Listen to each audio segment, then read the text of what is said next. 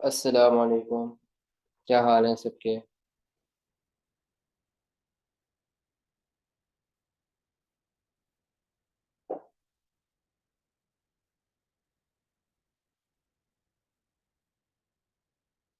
चलें जी, class start करते हैं आज की।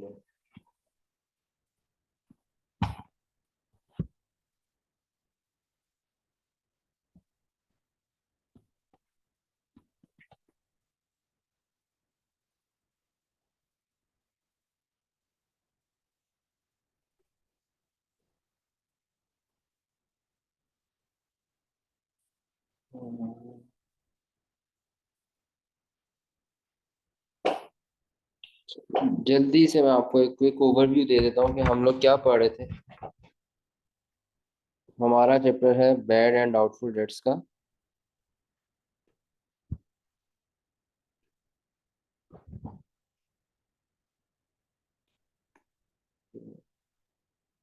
एक साइड पे हम गुड डेट्स रख लेते हैं, एक साइड पे हम बैड डेट्स रख लेते हैं, और इनके बीच में होते थे डाउटफुल डेट्स। गुड डेट्स वो डेट्स जो बैड या डाउटफुल डेट्स ना हो, वो क्या बन जाएंगे automatically good debts. Bad debts वो डेट्स जिन पे यकीन हो जाए कि ये लोग पैसे नहीं देंगे, इनकी एंट्री होती है bad debts expense debit. Expense record किया जाएगा और क्रेडिट करेंगे हम ट्रेड रिसीवेबल्स। और डाउटफुल डेट्स में हम डाउटफुल डेट्स एक्सपेंस डेबिट करेंगे, डाउटफुल डेट्स एक्सपेंस डेबिट करेंगे, रिकॉर्ड करेंगे, और क्रेडिट करेंगे allowance for receivables, allowance for doubtful debts. ये बात हम लोगों ने पढ़ी थी। और गुड डेट्स के लिए नो स्पेशल अकाउंटिंग ट्रीटमेंट। इसके लिए कोई स्पेशल अकाउंटिंग ट्रीटमेंट करने की ज़रूरत नहीं होती। बैड डेट्स जब हम पढ़े थे, इसके साथ हमने एक और चीज़ सीखी कि अगर ये जो बैड डेट्स हैं ये बाद में फ्यूचर में क्या हो जाए, रिकवर हो जाए, तो बैड डेट्स रिकवर्ड की भी एंट्री सीख लेते हैं। इसकी एंट्री थी कैश या बैंक इंक्रीज कर जाएगा, इसलिए डेबिट। दो ऑप्शंस हैं, या तो बैड डेट्स एक्सपेंस क्रेडिट कर लो, एक्सपेंस माइनस कर लो, और या फिर क्रेडिट कर लो, बढ़ा लो बैड डेट्स रिकवर्ड इनकम। ये बातें हमने कल की क्लास में डिस्कस की थी। आप लोग मुझे बस इतनी बात बताओ कि आपको इन बातों में तो कोई प्रॉब्लम नहीं है।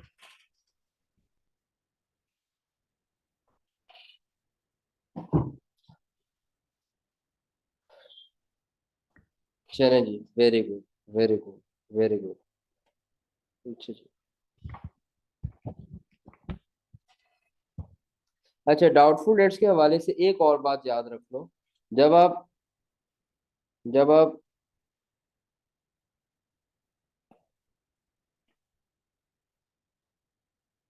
मैं आपको ना एक्सट्रैक्ट्स बना के देता हूँ, ये भी आप बात याद रख लो, आपको फायदा होगा इसका। ठीक है।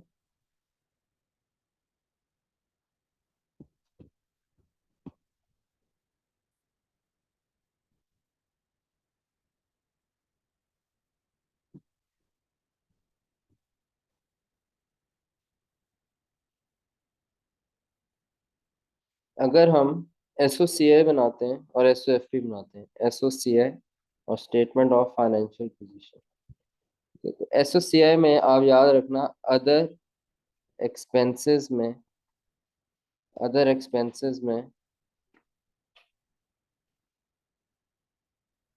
अदर एक्सपेंसेस में एक फिगर लिखी जाएगी, bad and doubtful debts expense. एक फिगर लिखी जाएगी अदर एक्सपेंसेस में, bad and doubtful debts expense. और ये bad and doubtful debts expense कैसे आएगा, ये आपने याद रखना है। एक ये फिगर, ये जो मैं येलो हाईलाइट कर रहा हूँ, और एक ये फिगर, ठीक है। और एक, अगर आप बैड डेट्स एक्सपेंस को क्रेडिट करते हो, माइनस करते हो, तो ये आपके पास आएगा bad and doubtful debts expense की अदर एक्सपेंसेस में फिगर कैसे आएगी, ध्यान से। Bad debts expense plus doubtful debts, bad debts expense plus doubtful debts expense minus bad debts recovered. अगर अगर बैड डेट्स रिकवर्ड को bad and doubtful debts expense से नेट कर दो, तो अदर एक्सपेंसेस में क्या फिगर आएगी, bad and doubtful debts expense की। और ये कैसे आएगा, ये बैड एंड डाउटफुल डेट्स की फाइनल फिगर कैसे कैलकुलेट हुई होगी, बैड डेट्स एक्सपेंस, उसमें डाउटफुल डेट्स एक्सपेंस ऐड किया होगा, और बैड डेट्स रिकवर्ड क्या किया होगा, माइनस किया होगा। यहाँ तक सबको क्लियर है? अच्छा, ये तब है अगर आप बैड डेट्स रिकवर्ड को बैड डेट्स एक्सपेंस में से माइनस करते हो। अगर आप कहते हो नहीं भाई, हमने बैड डेट्स रिकवर्ड को बैड डेट्स एक्सपेंस में से माइनस नहीं करना, फिर आप इसको अदर इनकम में भी बना सकते हो, मगर मैं आपको सिर्फ और सिर्फ अभी ये वाली ऑप्शन बता रहा हूँ। स्टेटमेंट ऑफ फाइनेंशियल पोजीशन की अगर बात करें, एक्सट्रैक्ट्स का मतलब होता है, एक्सट्रैक्ट्स का मतलब होता है, आप लोग ऐसे समझ लो कि मैग्नीफाइंग ग्लास से, ये मैग्नीफाइंग ग्लास है, बस समझ लो ना, और आप जूम करके देख रहे हो फाइनेंशियल स्टेटमेंट्स को, तो आपको अदर एक्सपेंसेस में ये नजर आएगा, इसे कहते हैं extracts. Statement of financial position में अगर आप जूम करें तो, और करंट एसेट्स की तरफ जूम करें आपको, आप, तो करंट एसेट्स में आपको नेट ट्रेड रिसीवेबल्स नजर आएंगे, नेट ट्रेड रिसीवेबल्स नजर आएंगे। और ये नेट ट्रेड रिसीवेबल्स कैसे आएंगे, ये आप सुन लें, ये आप सब बच्चे याद रख लें। ये आएंगे gross trade receivables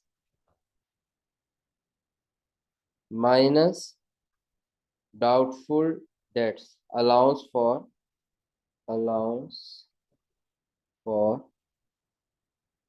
doubtful debts, allowance for doubtful debts, ठीक है जी। तो ये नेट ट्रेड रिसीवेबल्स की फिगर कैसे आ रही होगी, gross trade receivables minus allowance for doubtful debts. सबको लॉजिकली समझ आ रही है? अच्छा, ग्रॉस ट्रेड रिसीवेबल्स क्या होते हैं, हो सकता है आप में से कुछ बच्चे कहें सर ये ग्रॉस ट्रेड रिसीवेबल्स क्या होते हैं, ये वो ट्रेड रिसीवेबल्स होते हैं, वो trade receivables which are given in trial balance। Gross trade receivables उन ट्रेड रिसीवेबल्स को कहते हैं जो ट्रायल बैलेंस में गिवन होते हैं। सबको समझ आ रही है बातें? ओ भाई, सबको ये बातें समझ आ रही है, मुश्किल तो नहीं है?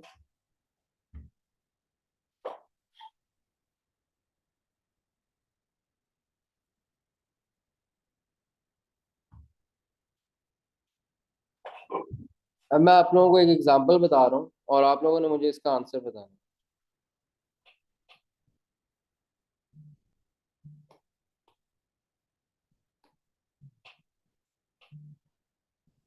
ठीक है जी, ए बी सी,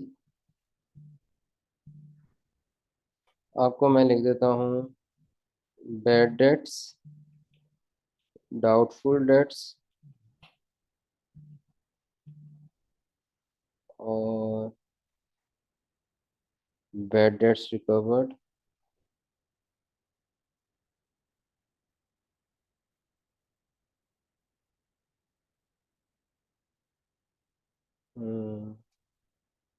और मैं आपको दे देता हूँ ग्रॉस ट्रेड रिसीवेबल्स। सिंपल, आपने क्या करना है, आपने मुझे 5 और 6 बताना है। एक आपने मुझे bad and doubtful debts expense in statement of comprehensive income, ये बताना है। नंबर 6 आपने मुझे बताना है। ठीक है। Net trade receivables. समझ आ गई बातें। पहली चार चीजें मैं आपको दे दूंगा, 200, 200, 0 और ये 1000। ठीक है।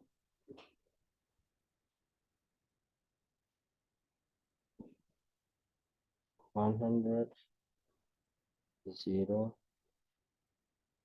20, 1000।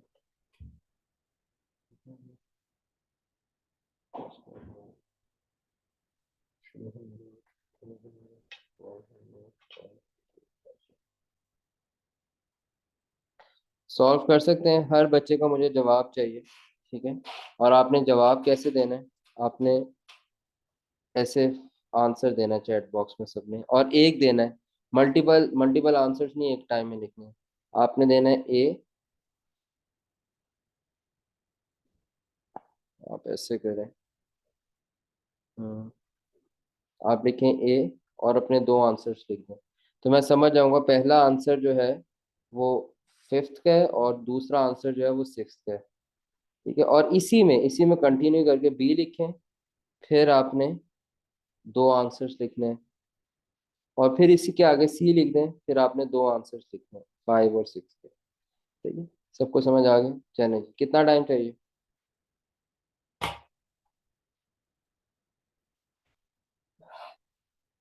फॉर्मेट्स अगर देखने हैं जल्दी से देख लो, और अगर किसी को कोई बात समझ नहीं आई तो मुझसे दोबारा पूछो। ये मैंने आपको एक्सट्रैक्ट्स भी दिखा दिए, अगर आपने हेल्प नहीं की। चलो जी जल्दी से करो सॉल्व।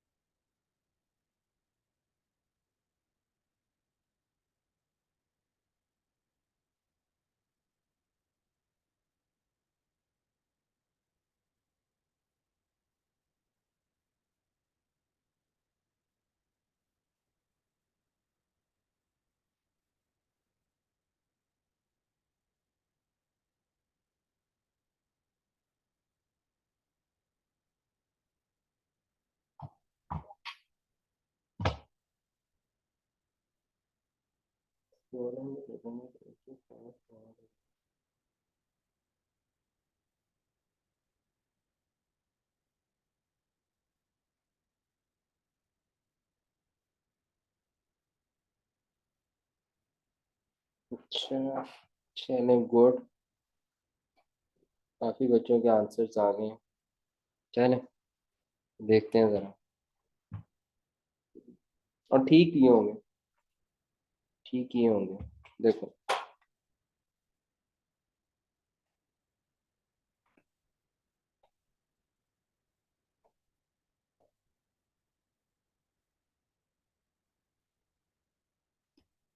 अच्छा जी, आप लोगों ने लिखे, ये हमने दो चीजें निकालनी थी ना। पहले हम ए कर लेते हैं, ठीक है जी। हम कहते हैं जी बैड डेट्स कैसे आने, बैड डेट्स इन एसोसिएशन कैसे आएंगी, ठीक है। याद रखना सब बच्चों ने, बैड डेट्स इन एसोसिएशन कैसे आते हैं।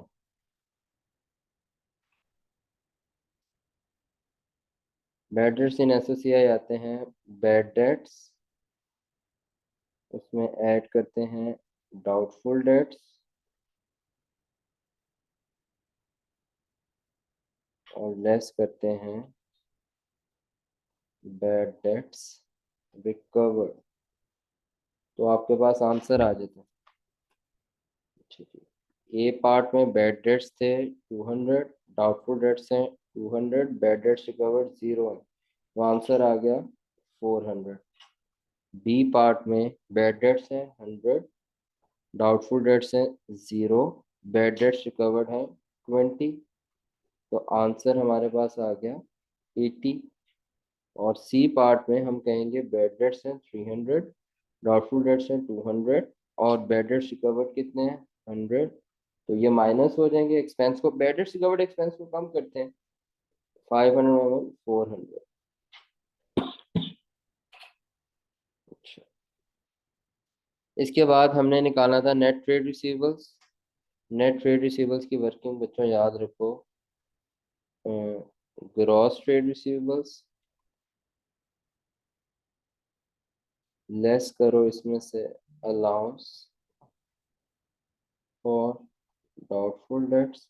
अब अलाउंस फॉर डाउटफुल डेट्स क्या होना था, यही होना था जो डाउटफुल डेट्स हैं, इसी से हम अलाउंस फॉर डाउटफुल डेट्स बनाते हैं। तो हमारे पास जो आंसर आना था वो आ जाने थे हमारे पास नेट ट्रेड रिसीवेबल्स। ए में ग्रॉस ट्रेड रिसीवेबल्स हैं 1000, बी में भी 1000 है, और सी में 2000 है। अलाउंस फॉर डाउटफुल डेट्स है 200, 0 और 200, तो इसको माइनस कर देना था, नेट ट्रेड रिसीवेबल्स आ जाने थे हमारे पास 800 के, 1000 के, और 1800 के।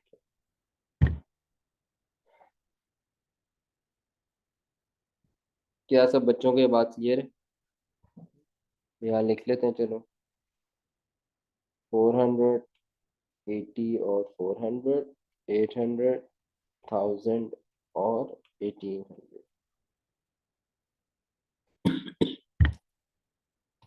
चलो गुड। किस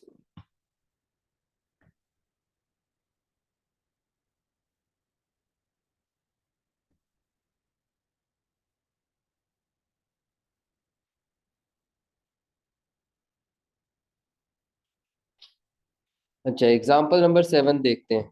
एग्जाम्पल 7 में भी एक ही बात पूछी है, अगर आप देखो ना, ये देखो, account receivables balance at 31 October 22 were rupees 120,000।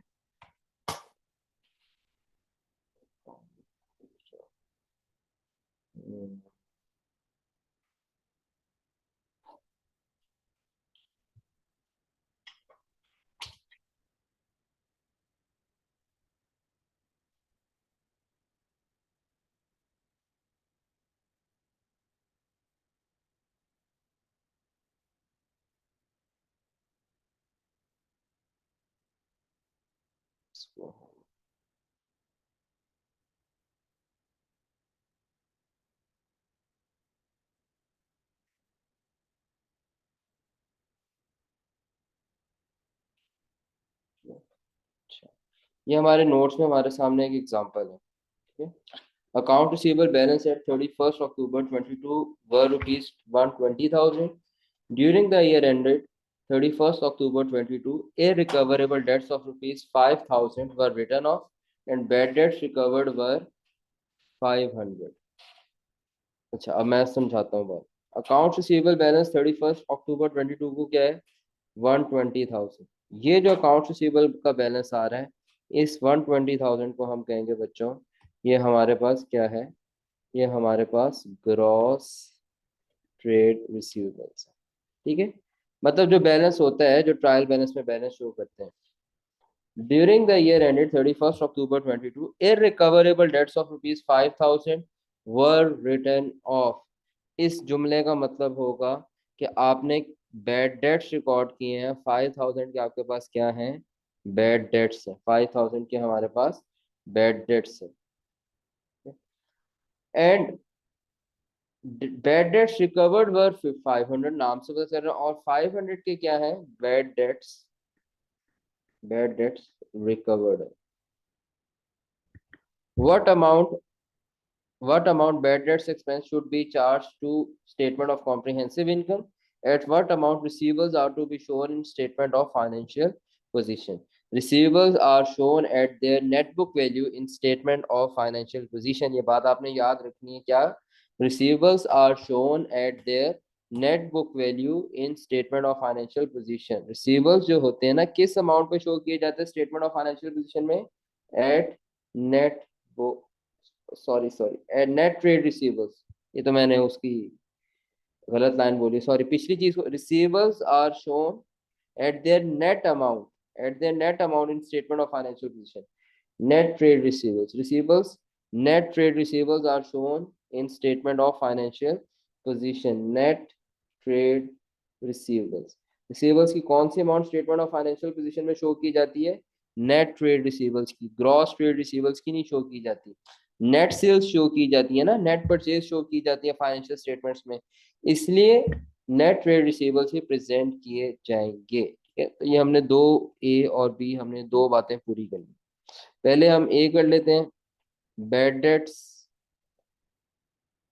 अच्छा, यहाँ पे बात हो रही है बैड डेट्स एक्सपेंस इन एसोसिएट, कितना आएगा जी? देखो बहुत आसान बात है, यहाँ पर बैड डेट्स आपको पास कितने गिवन है? बैड डेट्स आपके पास गिवन है 5,000 के, और आप कहोगे कि बैड, इसमें से माइनस कर देते 500, लेस कर देते हैं इसमें से बैड डेट्स रिकवर्ड 500 के, तो ये हमारे पास आंसर आ गया जी 4,500। बी पार्ट उन्होंने पूछा रिसीवर्स कितने शो किए जाएंगे, तो सबसे पहले आप ग्रॉस ट्रेड रिसीवर्स लिख लें, 120,000 है, उसमें लेस करेंगे अलाउंस फॉर डाउटफुल डेट्स। क्या गिवन है क्वेश्चन में अलाउंस फॉर डाउटफुल डेट्स? अभी क्या अभी क्वेश्चन में allowance for doubtful debts given है? बताओ भाई। नहीं गिवन, छोड़ देंगे भाई। यही हमारे पास 120,000 ही हमारे पास क्या है, नेट ट्रेड रिसीवेबल्स। 120,000 ही हमारे पास नेट ट्रेड रिसीवेबल्स हैं। ठीक है, 120,000 हमारे पास नेट ट्रेड रिसीवेबल्स है। ठीक है, अच्छा, सबको एग्जांपल समझ आइए।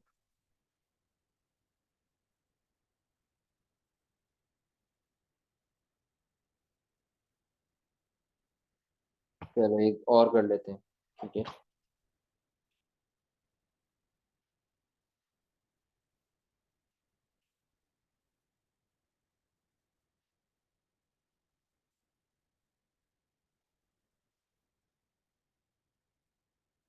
एक और एग्जांपल हमारे पास है।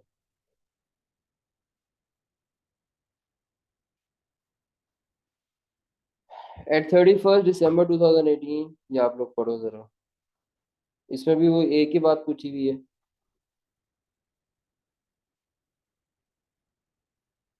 बल्कि ये आप कर दो यार, मुझे मुझे इसके आंसर्स बता दो, ए और बी का आंसर, ये आप कर दो जल्दी से।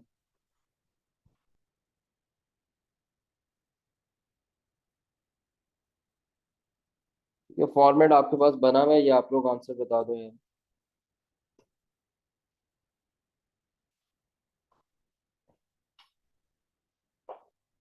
दोनों आंसर इकट्ठे लिखने हैं, दोनों आंसर इकट्ठे लिखने हैं, मेरे पास बहुत मैसेज जमा हो जाएगा नहीं तो।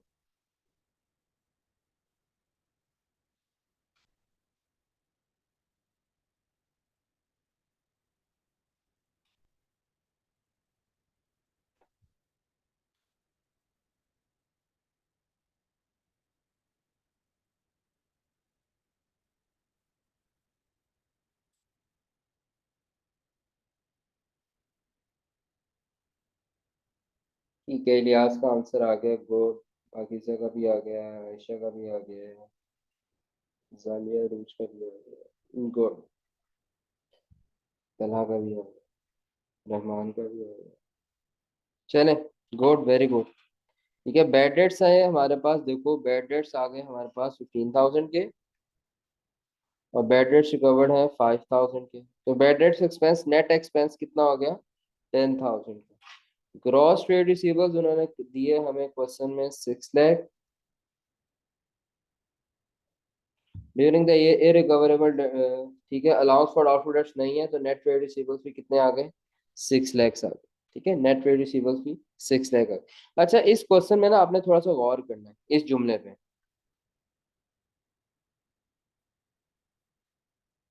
और इस जुमले में भी खास तौर के इस एरिया पे। ठीक है, वर रिटर्न ऑफ, इस वर्ड पे गौर करना सीखना। कर लिया गौर? ये लाइन ध्यान से पढ़ो। Irrecoverable debts were written off, irrecoverable debts were written off. अच्छा, अब हम एक और एग्जांपल करेंगे, उसमें देखते हैं।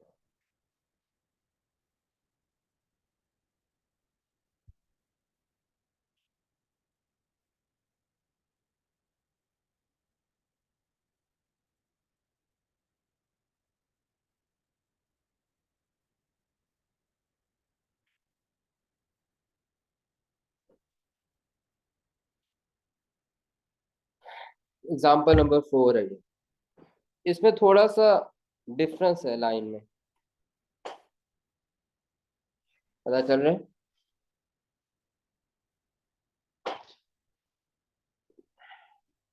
एग्जाम्पल 7 जो हमने पहले की है, सबसे पहली example, during the year ended 31 October 2022 irrecoverable debts of 5,000 were written off. Example 8 में है, एग्जाम्पल 8 में है, at 31st December 18 the entity receives total 6 lakhs during the year, if recoverable debts of rupees 15,000 were written off, were written off। ठीक है जी। अच्छा, example इसमें है, example 4 में इसमें क्या लिखा हुआ है? It was decided to write off the debts totalling rupees 25,000। थोड़ा सा तो डिफरेंस है, इसका मतलब सोल्यूशन में थोड़ा डिफरेंस होगा।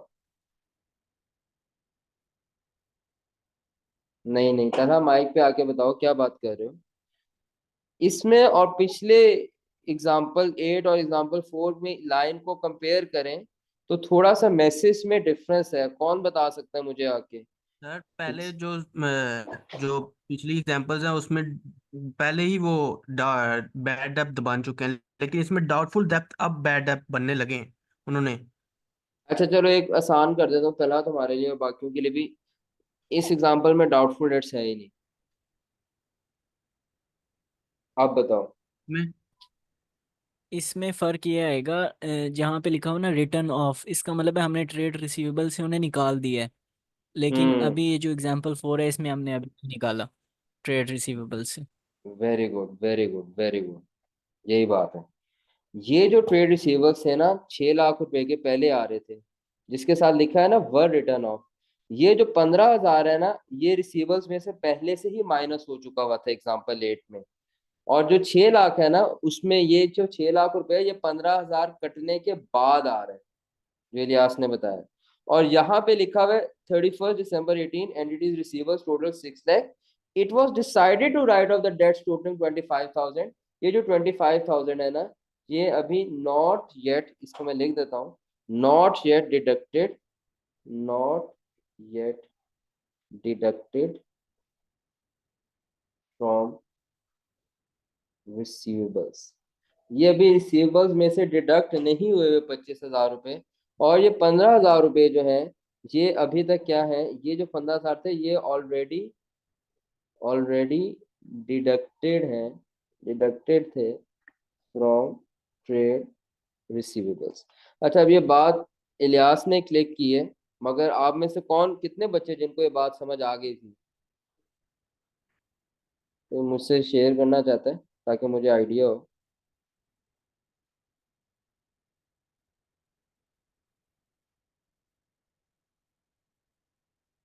चलो, कितने बच्चे जिनको अब समझ आ गई है बात?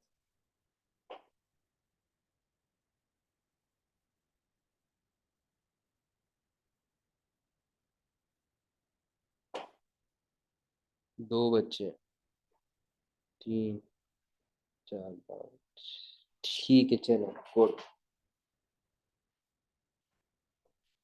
तो जब भी लिखा हुआ है ना 6 लाख से, अभी एग्जाम्पल 4 में अब 6 लाख रुपए में से अभी 25,000 माइनस नहीं हुए हुए, इसको आपने कैसे याद रखना है? इट वॉज डिसाइडेड के वर्ड्स, इट वॉज डिसाइडेड से याद रखना है। अब फिर आप इंशाल्लाह प्रैक्टिस करोगे तो आप इसमें और फ्लुएंट हो जाओगे। चलिए अब ये देखो फॉर्मेट सेम है, थोड़ा सा डिफरेंस होगा इसमें, मैं आपको बताता हूँ। बैड डेट्स इन एसओसीआई वैसे ही आएंगे। यहाँ पर बैड डेट्स इन एसओसीआई कैसे आएंगे जी? हम कहते हैं, देखें जी, 25,000 के बैड डेट्स और bad debts recover during the year है 5,000। तो हमारे पास 25,000 माइनस 5,000, ये तो आ गया 20,000। अब यहाँ पर ग्रॉस ट्रेड रिसीवर्स अब 60,000 टैक्स नहीं लिखेंगे। अब यहाँ पे ग्रॉस ट्रेड रिसीवर्स कैसे लिखने हैं, ये इधर मैं ना ब्रैकेट्स में आपको कर देता हूँ वर्किंग, कि आपने ग्रॉस ट्रेड रिसीवर्स अब आपने कैसे लिखने हैं। आपने देखने रिसीवर्स क्वेश्चन में कितने गिवन है, 6 लाख रुपए के, इसमें से आपने माइनस करना है 25,000, फिर आपके पास ग्रॉस ट्रेड रिसीवर्स आएंगे। और कितने आते हैं ये? 6 लाख में से 25,000 माइनस किया, 575,000। अब अलाउंस फॉर डाउटफुल डेट्स नहीं है तो नेट ट्रेड रिसीवर्स भी कितना आ गया, 575,000। देख लो भाई, देख लो, ध्यान से देखो, तसल्ली करो, कोई जल्दी नहीं है, कोई मसला है इसके अंदर।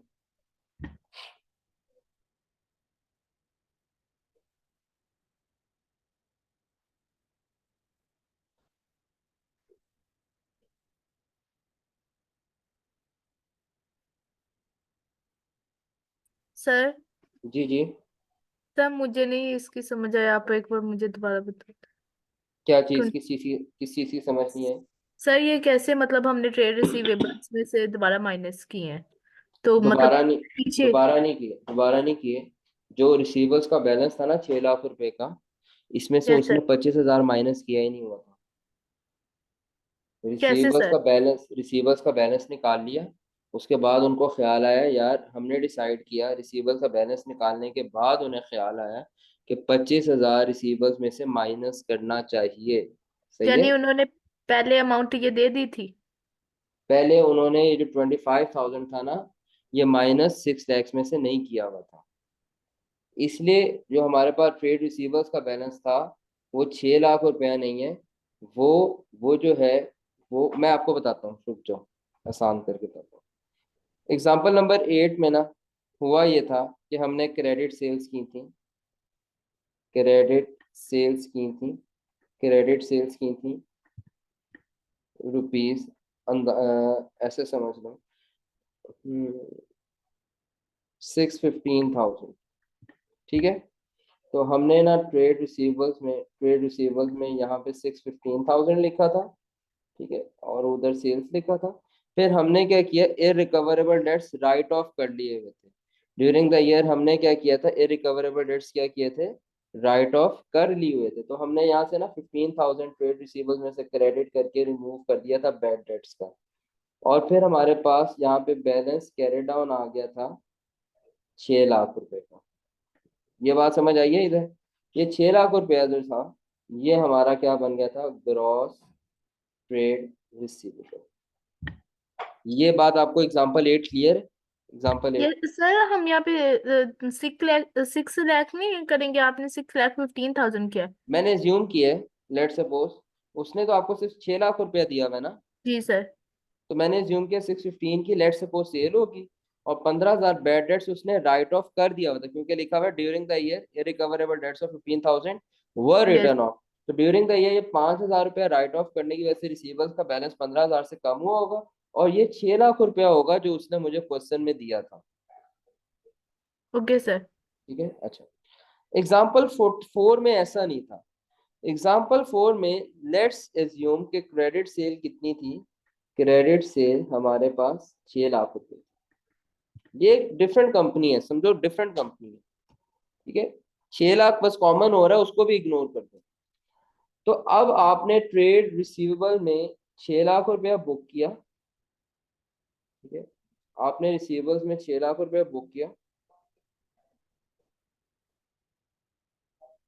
सेल्स करके, और आपने इस 6 लाख का ही बैलेंस निकाल दिया। आपने कहा जी बैलेंस है हमारे पास 6 लाख रुपए।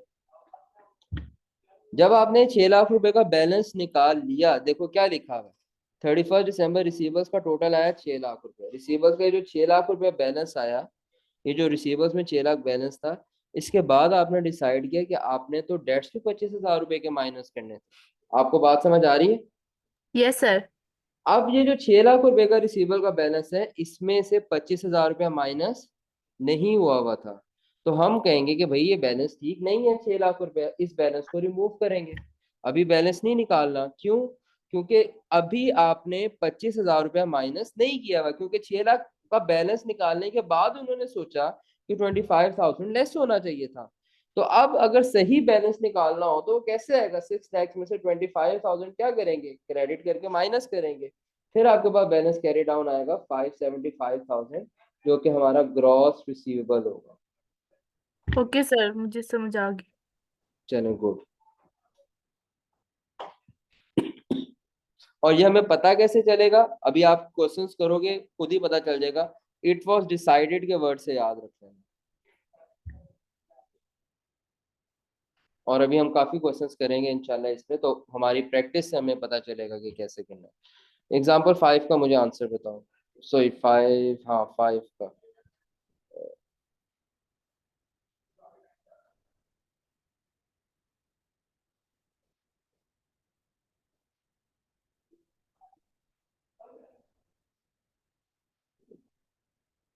ये एग्जाम्पल 5 है इधर। चलो इसका आंसर बताना है। फॉर्मेट आपको कॉपी कर देता हूँ।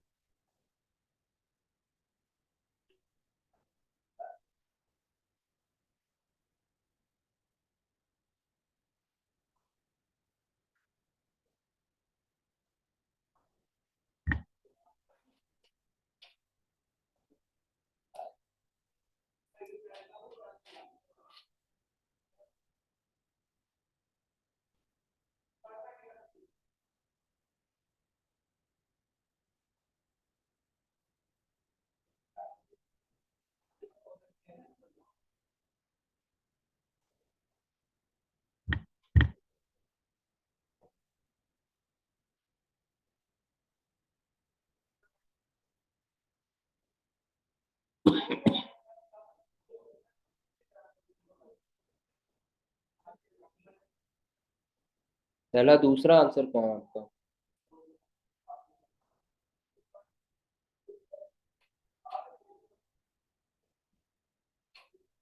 इलियास का आ गया, रहमान का आ गया आंसर।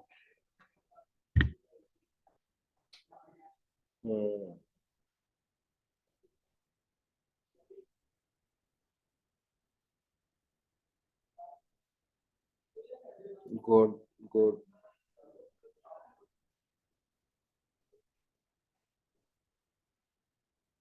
ठीक है, गुड।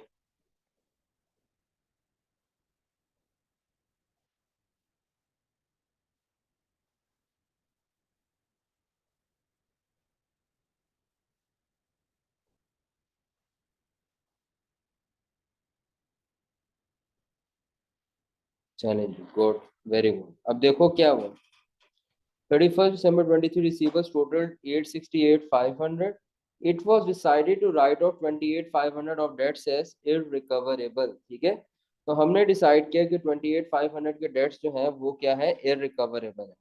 अब इसका मतलब ये है कि ये जो 868,500 है ना, इसमें से 28,500 अभी लेस नहीं हुआ। इसमें से 28,500 लेस नहीं हुआ। 28,500 लेस नहीं हुआ। ये बात याद रखनी है, यानी कि ये ग्रॉस ट्रेड रिसीवर्स अभी एडजस्टेड नहीं है। Debt of 350 that had been written off as recoverable in the previous year was paid during the year. तो बैड डेट्स इन एसओसीआई आएंगे आपके पास। Bad debts 28,500, bad debts recovered है आपके पास 350, तो आपके पास बैड डेट्स आ जाएंगे। और ये जो आपने बताया 28,150। ग्रॉस ट्रेड रिसीवेबल सही वाले निकालने हैं तो 868,500 में से पहले 28,500 के बैड डेट्स खत्म करने हैं। अब यहाँ पर बहुत सारे बच्चे गलती कर सकते हैं। हम लोगों ने बच्चों याद रखना है, हम लोगों ने यहाँ पर जो चीज माइनस करनी है ये सिर्फ बैड डेट्स करने हैं। ये जो फाइनल फिगर है 28,150 उसको माइनस नहीं करना। ये बहुत मिस्टेक बच्चे करते हैं, इसमें आपने ध्यान से देखना है। तो खैर ये आपके पास 840,000 आ गया। अलाउंस फॉर डाउटफुल डेट्स अभी क्वेश्चन में है नहीं, तो इसलिए नेट ट्रेड रिसीवेबल्स भी कितने आ गए, 840,000। There is no role of bad debts recovered while calculating, no role of bad debts recovered while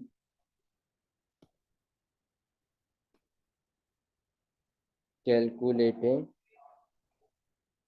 trade receivables। इस नोट ये बात आपने याद रखनी है। No role of bad debts recovered while calculating trade receivables. देखो बैड डेट्स की entry होती है, बैड डेट्स की एंट्री होती है, बैड डेट्स की एंट्री होती है, bad debts expense debit, receivables credit. Bad debts की एंट्री होती है, bad dates debit, receivables credit. तो बैड डेट्स कैलकुलेट करने में रिसीवेबल्स का किरदार हो सकता है, रिसीवेबल्स कैलकुलेट करने में बैड डेट्स का किरदार हो सकता है। डाउटफुल डेट्स की एंट्री होती है, doubtful debts expense debit, allowance for doubtful debts credit. ये कॉन्ट्रा एसेट अकाउंट है। नेट ट्रेड रिसीवेबल्स निकालते वक्त इसको माइनस करना होता है। तो डाउटफुल डेट्स का भी किरदार रिसीवेबल्स कैलकुलेट करने में हो सकता है। बैड डेट्स का और डाउटफुल डेट्स का किरदार रिसीवेबल्स कैलकुलेट करने में हो सकता है। मगर बैड डेट्स रिकवर्ड की एंट्री क्या है, cash bank debit, bad debts expense debit या bad debts recovered income credit.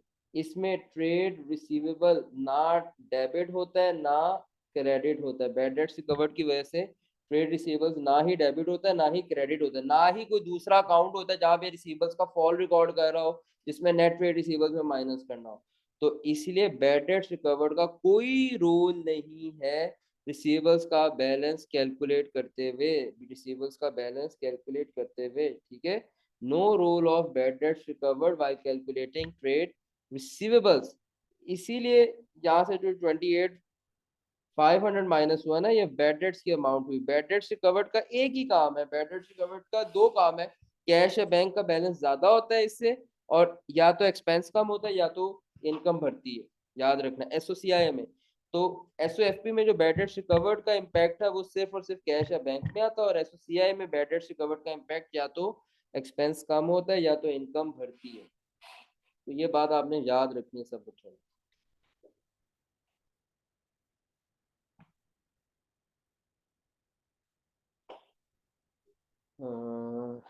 आज की क्लास ठीक है, अभी तो टाइम है हमारे पास।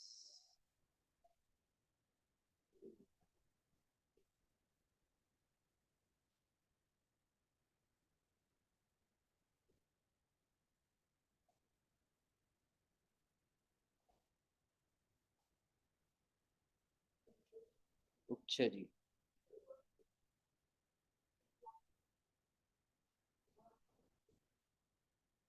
ये एक और हमने एग्जांपल करनी है, example number 10।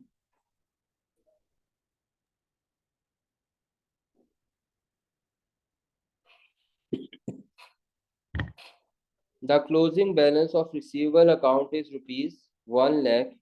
5% allowance for doubtful debts for the current accounting period is required. आम तौर पर हमारे पास जो ग्रॉस ट्रेड रिसीवेबल्स होते हैं ना, आम तौर पर हमारे पास जो ग्रॉस ट्रेड रिसीवेबल्स होते हैं, अलाउंस जो होता है ना उस ग्रॉस ट्रेड रिसीवेबल्स की परसेंटेज होती है। कि आपके पास एक रिसीवेबल्स का बैलेंस होता है और आपको लग रहा होता है इस बैलेंस में से 5% लोग क्या हो सकते हैं, डाउटफुल हो सकते हैं, ठीक है।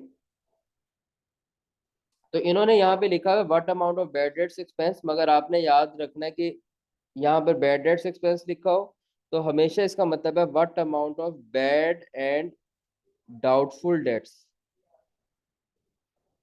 डाउटफुल डेट्स एक्सपेंस, ठीक है। तो आपने इस चैप्टर में याद रखना, जब भी रिक्वायरमेंट होगी ना what amount of bad debts expense, तो असल में बात हो रही है कि बैड डेट्स और डाउटफुल डेट्स अगर कोई है तो इनकी क्या अमाउंट एसओसीआई में जाएगी। ठीक है, याद रखिएगा ये बात। And at what amount of receivables are to be shown in statement of financial position? पहले तो मुझे आप लोग बताओ डाउटफुल डेट्स कितने हैं। डाउटफुल डेट्स यहाँ पे कैसे आएंगे? डाउटफुल डेट्स आप याद रखना, ये आपके कैलकुलेट करने होंगे। तो आपने क्या करना है बच्चों, ग्रॉस ट्रेड रिसीवेबल्स को मल्टीप्लाई कर देना है doubtful debts percentage. Gross trade receivables को मल्टीप्लाई कर दो डाउटफुल डेट्स परसेंटेज से। 1 लाख मल्टीप्लाई बाय 5%, 5000।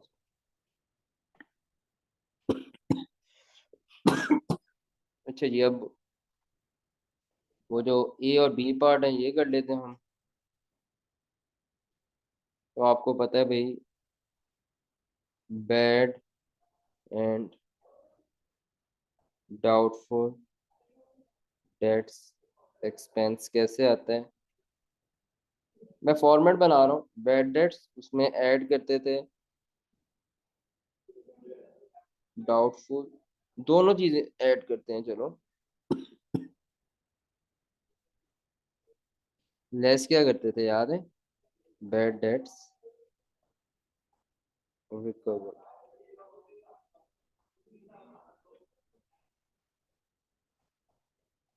और what amount of receivables are to be shown in statement of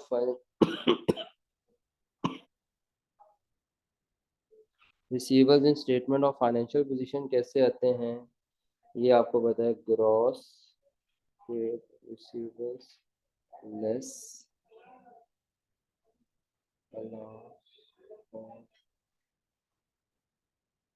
doubtful debts, हमारे पास आ जाएंगे नेट ट्रेड रिसीवेबल्स। ठीक है, तो हम कहते हैं जी बैड डेट्स हैं हमारे पास, इस क्वेश्चन में नहीं गिवन, इस क्वेश्चन में सिर्फ डाउटफुल डेट्स गिवन है 5000 के। बैड डेट्स कवर नहीं है, तो आंसर आ गया हमारे पास 5000 के डाउटफुल डेट्स जाएंगे। और रिसीवर्स इन एसओएफपी जाएंगे जी, ग्रॉस ट्रेड रिसीवर्स हैं 100,000, और अलाउंस फॉर ये 5000 अलाउंस फॉर डाउटफुल डेट्स में जाएगा ना। मैं एंट्रीज नहीं कर रहा, मैं शॉर्टकट लगा रहा हूँ, मगर अगर एंट्री करें तो ऐसे ही होगा ना, डाउटफुल डेट्स एक्सपेंस 5000 से डेबिट और 5000 से अलाउंस का अकाउंट बनेगा और वो क्रेडिट होगा। ठीक है ना। ये अलाउंस का अकाउंट जो 5000 आया, ये एसओएफपी में ट्रेड रिसीवेबल्स को कम करेगा ताकि नेट ट्रेड रिसीवेबल्स आ सकें, ताकि 95,000 के नेट ट्रेड रिसीवेबल्स आ सकें। और ये जो डाउटफुल डेट्स एक्सपेंस रिकॉर्ड हो रहा है, डेबिट हो रहा है, ये एसओसीआई में एक्सपेंस ज्यादा करेगा। ठीक है, तो वो मैं एंट्रीज को, अब आपको समझ आ गई ना, एंट्रीज को स्किप कर रहा हूँ और मैं डायरेक्टली कैलकुलेशंस करके इनके आंसर्स निकाल दूँ।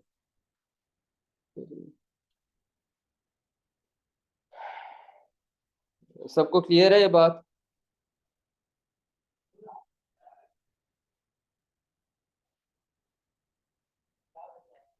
चलें जी, वेरी गुड। क्या बात है यार आप लोगों की।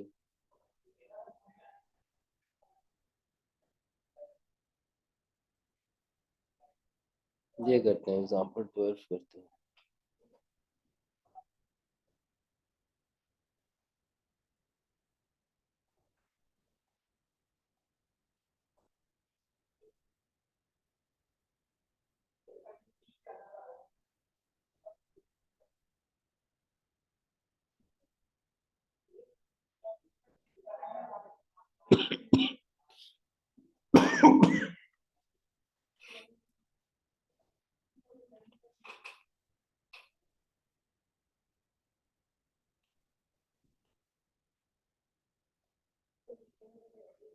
फॉर्मेट हमारे पास है, और फॉर्मेट आपने याद कर लेना है।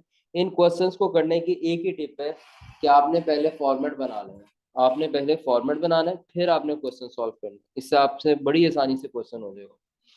At 31st December 2018, an entity receives total rupees 6 lakhs. Bad debts written off during the year were 25,000.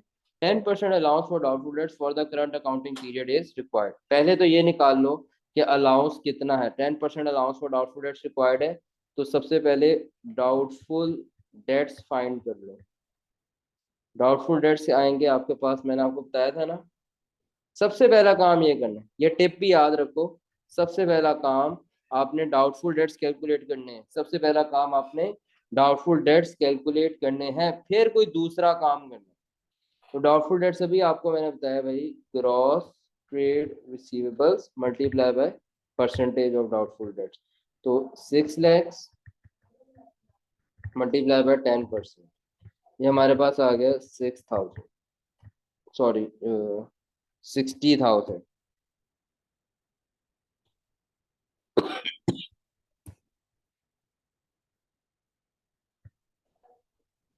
अच्छा जी, what amount of bad debts expense should be charge to statement of comprehensive income. Bad debts हैं हमारे पास 25,000, doubtful debts हैं हमारे पास 60,000, bad debts recovered है ही नहीं, ठीक है। 60 प्लस 25,000 दोनों को ऐड करेंगे 85,000। फिर उन्होंने पूछा भाई receivables statement of financial position में कितने जाएंगे, हम कहेंगे ग्रॉस ट्रेड रिसीवेबल्स। और ये देखो यहाँ पे क्या लिखा हुआ था, यहाँ पे लिखा हुआ था bad debts return off during the year. इसका मतलब है 6 लाख में से बैड डेट्स माइनस हो चुके हुए हैं। ये जो 6 लाख रुपया गिवन है इसमें से बैड डेट्स माइनस पहले से ही हो चुके हुए हैं, तो इससे ग्रॉस ट्रेड रिसीवेबल्स असल में भी 6 lakhs ही है। अलाउंस फॉर डाउटफुल डेट्स आपने 60,000 कैलकुलेट किया, 60,000 माइनस कर देंगे, ये आपके पास आंसर आ जाएगा ग्रॉस ट्रेड रिसीवेबल्स 540,000।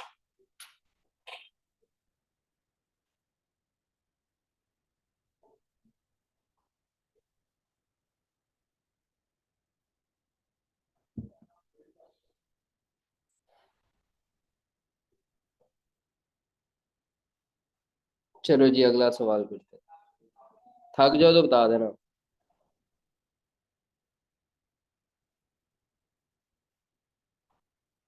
कौन से किए, अभी हमने 12 किए ना, 12 किए, 13 करते हैं।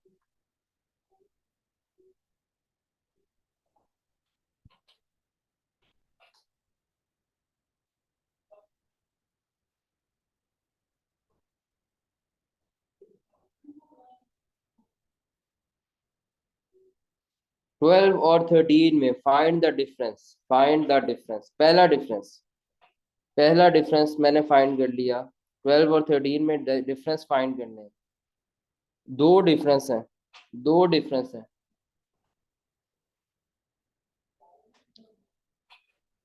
इलियास ने बता दिया यार, हमने बता दिया, ठीक है। एक तो ये डिफरेंस है, उधर बैड डेट्स 25,000 थी, इधर 30,000 है, ठीक है, एक ये डिफरेंस है। दूसरा डिफरेंस था written off during the year, और ये है it was decided to write off. जब भी ये आ जाएगा ना written off during the year, तो इसका मतलब है इस 6 लाख में से बैड डेट्स वर डिडक्टेड, और इस 6 लाख में से bad debts not yet deducted. Not yet deducted मतलब बैड डेट्स इस 6 लाख रुपए में से माइनस नहीं हुए। उसने रिसीवेबल्स का टोटल किया 6 लाख रुपए, फिर उसने डिसाइड किया कि यार 30,000 रुपए के राइट ऑफ कर देते हैं। सबको ये सेंस समझ, दोबारा रिपीट कर रहा हूँ। 6 लाख रुपए में से अभी 30 लाख रुपया माइनस नहीं हुआ हुआ एग्जाम्पल 13 में, क्योंकि उसने 6 लाख लिखा, रिसीवर्स का टोटल किया 6 लाख, फिर उसने डिसाइड किया यार इस 6 लाख में से ऐसा करते हैं 30,000 बैड डेट रिकॉर्ड करते थे, तो 30,000 अभी 6 लाख में से काटा नहीं हुआ। जबकि जो एग्जाम्पल 12 थी उसमें कहा 6 लाख रुपया रिसीवर्स का टोटल है, और इस 6 लाख रुपए में से बैड डेट्स माइनस कर दिए हुए हैं, इस 6 लाख रुपए में से बैड डेट्स माइनस कर दिए हुए हैं। तो आपको डिफरेंस समझ आ रहा है सबको, सब बच्चों को डिफरेंस समझ आ रहा है।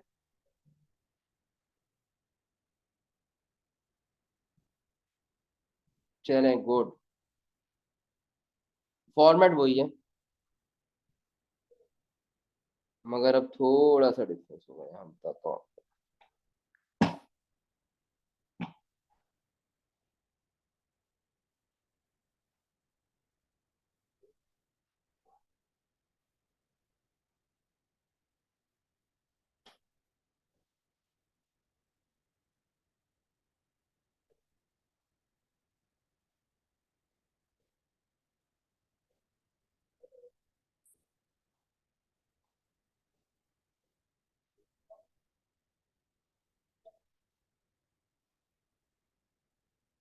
सबसे पहला काम मैंने आप बच्चों को क्या बताया, सबसे पहला काम दोनों में से स्टेप ए करना है, बी करना है, ये ए सॉल्व करना है, बी सॉल्व करना है, इन दोनों से सबसे पहला काम क्या करना है, दोनों में से सबसे पहला काम डाउटफुल डेट्स कैलकुलेट करना है, अलाउंस, हाँ डाउटफुल डेट्स कैलकुलेट करना है, ठीक है। तो डाउटफुल डेट्स आते हैं जी आपके पास gross trade receivables multiply by percentage. अब ग्रॉस ट्रेड रिसीवेबल सबको पता है ना 6 लाख नहीं है, तो भाई 6 लाख में से 30,000 के बैड डेट्स हैं, वो तो माइनस हुए ही नहीं हुए। तो ग्रॉस ट्रेड रिसीवेबल्स निकालने के लिए 6 लाख में से 30,000 माइनस करना पड़ेगा। यहाँ ग्रॉस ट्रेड रिसीवेबल्स अब आएंगे आपके पास 570,000। यहाँ मैं कर देता हूँ, ग्रॉस ट्रेड रिसीवेबल्स हमारे पास कैसे आए हैं, 6 लाख माइनस 30,000 करने से। अच्छा, इसके ऊपर अब हम रेट लगाएंगे 10%, ये 57,000 आएगा।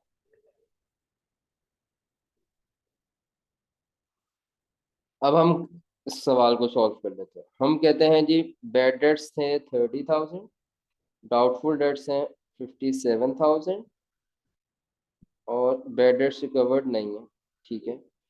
87,000 हमारे पास आंसर आ गया। Bad debts expense in SO से है।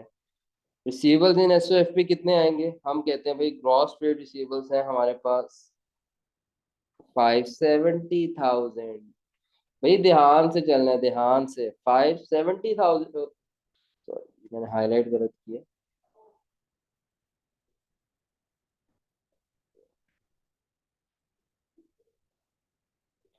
ग्रॉस ट्रेड रिसीवेबल्स हमारे पास 570,000 है।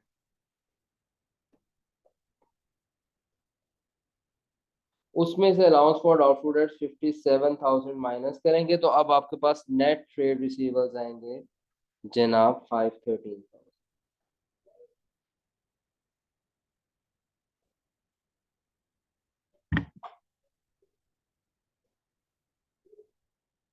बस 2 एग्जांपल्स और हैं, इसके बाद इंशाल्लाह क्लास है, ठीक है। बस थोड़ा सा कर लो, 2 एग्जांपल्स रह गए, टॉपिक हमारा ये वाला, एक टॉपिक जो है ना, ये वाला एरिया हमारा कंप्लीट हो जाएगा। बस 2 एग्जांपल्स हैं, वो करके क्लास एंड करते हैं। होमवर्क में आपने सारी एग्जांपल्स दोबारा से करनी है, यही आपका होमवर्क है। जो मैंने करवाई है और जो मैंने नहीं करवाई ये आपने दोबारा से करनी है।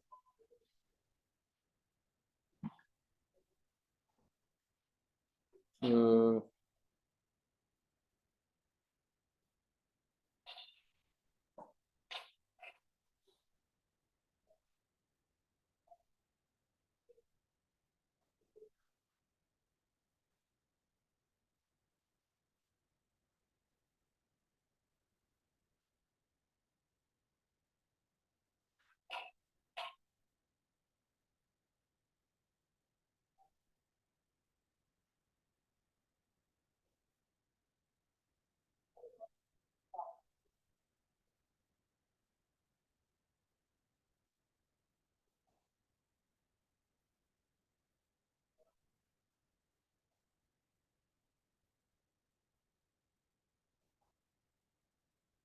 चलें जी, एग्जाम्पल 14 देखें।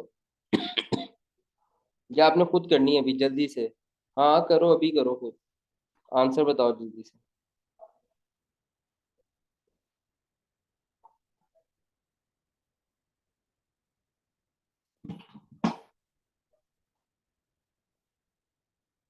जल्दी से करो।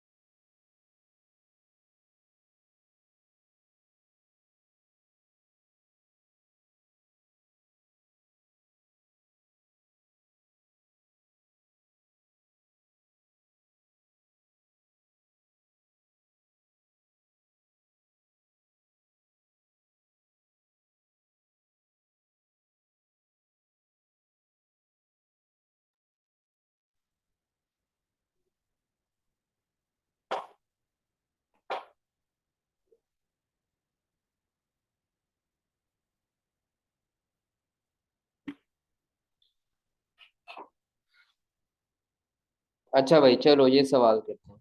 At 31st December, receivables totaled 860,000. It was decided to write off 30,000 of debts as irrecoverable. A debt of rupees 1,000 written off as irrecoverable in the previous year was paid during the year. ये क्या है? ये bad debts recovered है. ये bad debts recovered है. 10% allowance for doubtful debts for the current accounting period is required. 10% allowance for doubtful debts for the current accounting period is required. Answer में थोड़ा इख्तिलाफ आ रहा है. नहीं, अच्छा ठीक है, तलत ने बी पार्ट पहले किया, सही है. अच्छा जी, तो तुम लोग कर ही लोगे. चलो सही है. सबसे पहला काम डाउटफुल डेट्स कैलकुलेट करने हैं. डाउटफुल डेट्स फॉर्मूला याद रखो, gross receivables multiply by percentage. यहाँ पे लिखा है ना, इट वाज डिसाइडेड 30,000, इसका मतलब है 860,000 में से 30,000 अभी माइनस नहीं हुए हुए, इसलिए हम कहेंगे 860,000 माइनस 30,000, फिर हमारे पास ग्रॉस रिसीवेबल्स आएंगे 830,000 के. इसके ऊपर हम मल्टीप्लाई करेंगे 10% और ये हमारे पास 83,000 आ जाएगा. अब हम कहेंगे जी बैड डेट्स हैं हमारे पास 30,000 के, डाउटफुल डेट्स हैं हमारे पास 83,000 के, और बैड डेट्स रिकवर्ड माइनस होंगे लेस. ध्यान से, बैड डेट्स रिकवर्ड माइनस होंगे लेस होंगे कितने से जी? 1,000 के.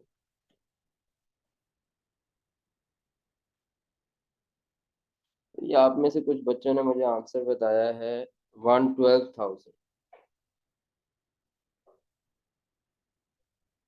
ठीक है, वेरी गुड, ये ठीक आंसर है.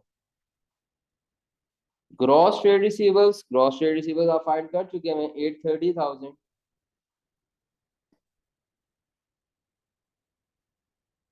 उसमें से अलाउंस फॉर डाउटफुल डेट्स 83,000, ये लेस हो जाएगा, तो आपके पास नेट ट्रेड रिसीवेबल्स जो आप लोगों ने मुझे बताया 747,000. जी, वेरी गुड, वेरी गुड.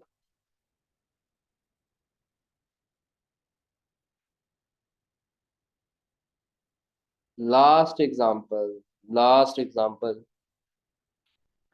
कल की क्लास बड़ी इंपॉर्टेंट है, कल की क्लास मिस नहीं करनी है आप लोगों ने.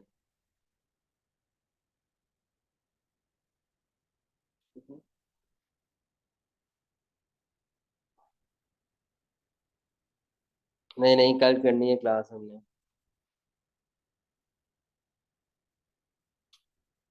कोर्स हमने कंप्लीट करना है, तो कल की क्लास अब हमें ज़रूरत है, कल की क्लास की. यार तुम लोगों ने घर ही बैठ के क्लास लेनी है, क्या टेंशन है? या तो उठ के कॉलेज आना हो ना तो बंदा गए भी गया. वैसे भी आप लोगों की क्लासेस होती है ना, क्या टाइम रख लें?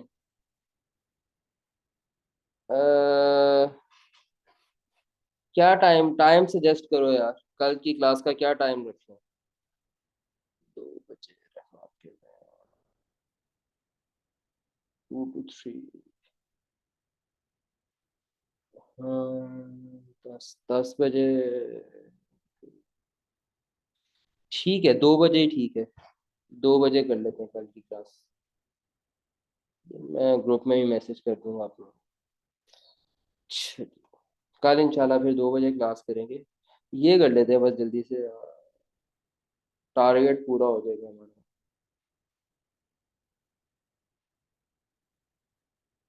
ये बहुत आसान है कंपैरेटिवली, आप देखो ना इसमें थोड़ी वर्किंग भी कम है. जी 15 का आंसर बताएं.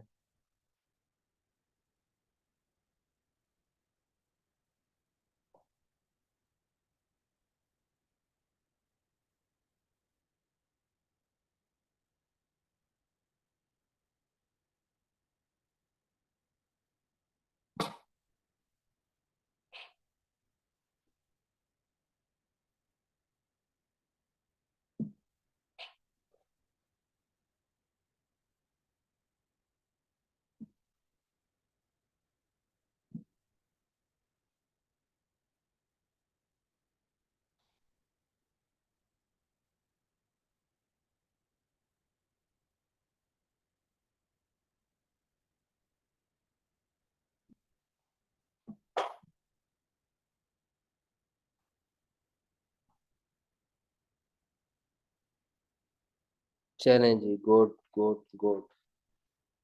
देखो यहाँ पर जो 9 लाख है ना, उसमें लिखा है ₹20,000 of debts were written off, यानी कि 9 लाख रुपए है, इसमें से 20,000 माइनस हो चुका पहले से ही, तो ग्रॉस ट्रेड रिसीवेबल्स असल में 9 लाख ही है। Debts of 500 written off as irrecoverable in the previous year were paid during the year. Bad debts recovered है 10% अलाउंस, तो डाउटफुल डेट्स कैलकुलेट कर लेते हैं भाई। डाउटफुल डेट्स आएंगे जी हमारे पास gross trade receivables into percentage. अब ये 99 लाख ग्रॉस ट्रेड रिसीवेबल्स ही हैं, इसका हम ले लेंगे 10%, ये 90,000 आ गया। अब हम क्वेश्चन करते हैं, बैड डेट्स एक्सपेंस है 20,000, डाउटफुल डेट्स है 90,000 और बैड डेट्स रिकवर्ड थे 500 के। तो आपने मुझे इसका आंसर बताया है 109,500 गुड। और इसमें 9 लाख में से 90,000 माइनस कर दिए, नेट ट्रेड रिसीवेबल्स 810,000 के। चलें जी, वेरी गुड। आज के लिए इतना ही, बाकी इंशाल्लाह कल डिस्कस करेंगे। अपना बहुत ख्याल रखिएगा। अल्लाह हाफिज। कोई सवाल है तो कर लो, नहीं तो फिर मैं जा रहा हूँ। कोई कंफ्यूजन आज के टॉपिक में, आज के लेक्चर में कोई कंफ्यूजन?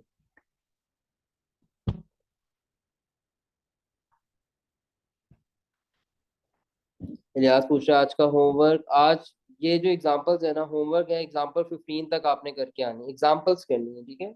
एमसीक्यूज नहीं मैं अभी दे रहा, एग्जांपल्स करनी है, सिर्फ एग्जांपल्स करनी है, एग्जांपल 15। एमसीक्यूज नहीं अभी दे रहा, ये बाद में डिस्कस करूंगा। एग्जाम्पल 1 से 15 तक आपने एक बार खुद की हो, मैंने तो करवाई है बीच में से कुछ, मगर एक बार खुद आप सब बच्चों ने एग्जाम्पल्स की है। अल्लाह हाफिज।